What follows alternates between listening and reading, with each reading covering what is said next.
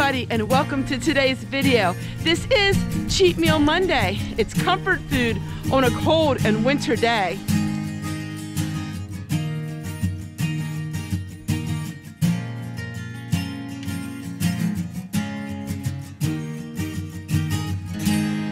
All right, everyone, I'm in the kitchen. I had to change my clothing from being out in the chicken house, and I have to get supper ready. So today we're going to make a really easy crock pot meal. As you know, I love cookbooks, and I have a large collection. But the #1 cookbook that I use all time is this one, the Fix It and Forget It, the Big Cookbook. This cookbook has just about any recipe you could ever imagine for crock pot cooking. And so I love this cookbook. I use it often, and I have many videos on it. In fact, I have a whole playlist on making food from this cookbook. Today we're going to make, on page 408, slow turkey dinner. The original recipe calls for adding 2 boneless, skinless turkey thighs. I'm already omitting all of that. I already have some cooked turkey. I'm going to recreate the recipe just a little bit, but I will share with you the original recipe in the description box below. I hope you guys are watching and seeing that I'm actually adding the recipes underneath my videos, and I know a lot of you are glad that I'm starting to do that.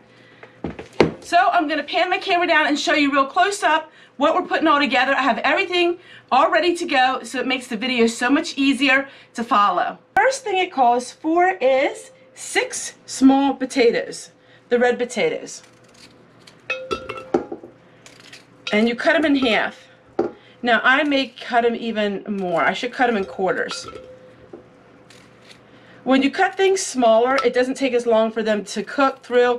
Plus, it's nice not to have things so big chunks in some of your meals that you make. So we're just going to cut them up in 4s. Now these are red potatoes that have already been washed. I'm adding a few more because I want this casserole. I'm adding a few more because I want the crock pot to have more food in it. This serves, it says, 4 to 6 servings. But I'm making a little bit more. We're going to put in about 3 cups of chicken. I'm really estimating here, everyone. When it comes to crock pot cooking, you don't have to be precise. That's pretty good, I think. And it calls for 1 onion and 2 cups of carrots. Doesn't this look really good?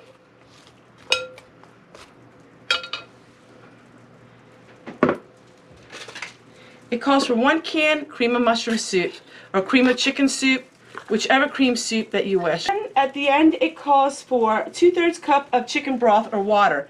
I already have some homemade chicken broth that I'm just going to add some in, and I will add more if needed. Now the chicken broth is cold, so it's a little bit congealed, but that doesn't matter. That's perfect. And then it calls for 2 tablespoons of Lipton onion soup mix. Now, of course, if you have your own dried onion soup mix, you could use that. I have a recipe in my video archives where I make my own, but I do need to make more of that. All right, so we're just going to stir it a little bit. I'll stir it as it cooks. But there is our meal.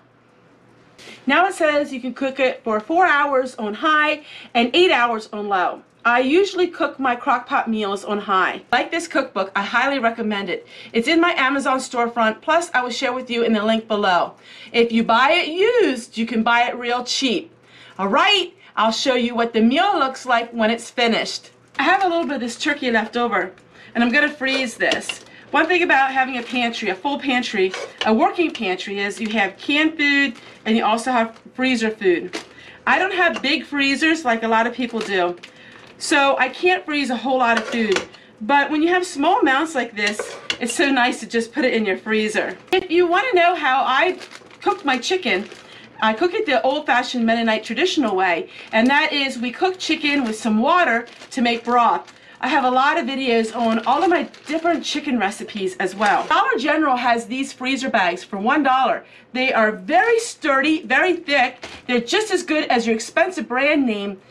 And I thought I'd just share that with all of you. I didn't realize Dollar General had such good freezer bags. In fact, I think they're even stronger than some of the expensive brand names. All right, I'm gonna finish this chicken, and with the snap of my fingers, I'm gonna show you what our meal looks like when it's finished. Crock pot meal is finished. It looks and smells amazing. We're gonna give it a taste test. I'm gonna hurry up and give it a taste test because I got something else in mind to end this video. That is actually really good. And it's good for you too.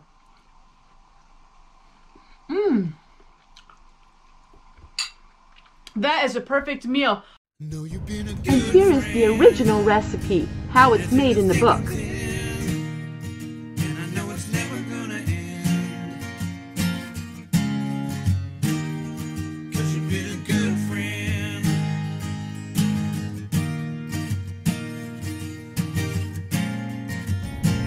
When it's so cold in the dead of winter, we forget what our place looks like in the summertime.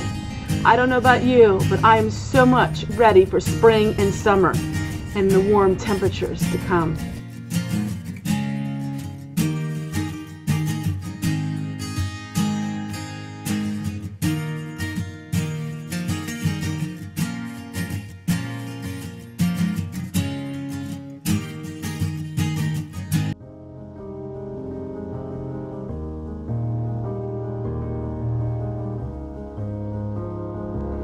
Every once in a while, at the end of my videos, I'm going to share with you very old vintage photos of my family.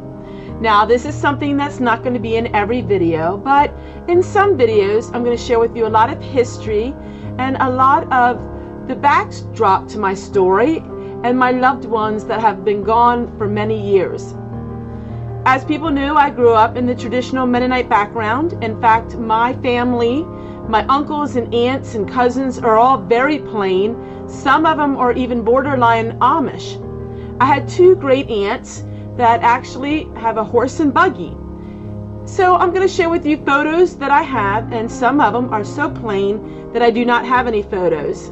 In fact, my grandparents on my mother's side have no photos of them, simply because they were too plain and they didn't believe in pictures. But I do have a lot of photos of very, very old, of years gone by, and I think you're going to enjoy it. All of my photos are my original photos from my family. You will see some photos of my Grandma Fanny, and she wasn't plain, but at the age of 18, she had to make a decision. That was to join the church and become plain, or stay worldly and be shunned. Now, you are going to see some photos of my loved ones. They're wedding photos, and they're not dressed plain, but after they had children, they were plain. I don't understand all of that because the history in my family and my husband's family was a little bit different. There are hundreds of different kinds of Mennonite sect, and my family was a much plainer than my husband's family. And so my family was Rither Brethren and Joe Wanger Amish, and very plain Mennonite. We were black bumpered Mennonites. There's so many different aspects of the word Mennonite. It's not cut and dry. If you're very interested in the plain Mennonites, the Mennonites that dressed plain and were very plain Amish type Mennonite, I have a whole playlist of sharing with you deep and thoughtful insights on my life and lessons that I was taught here in my playlist below.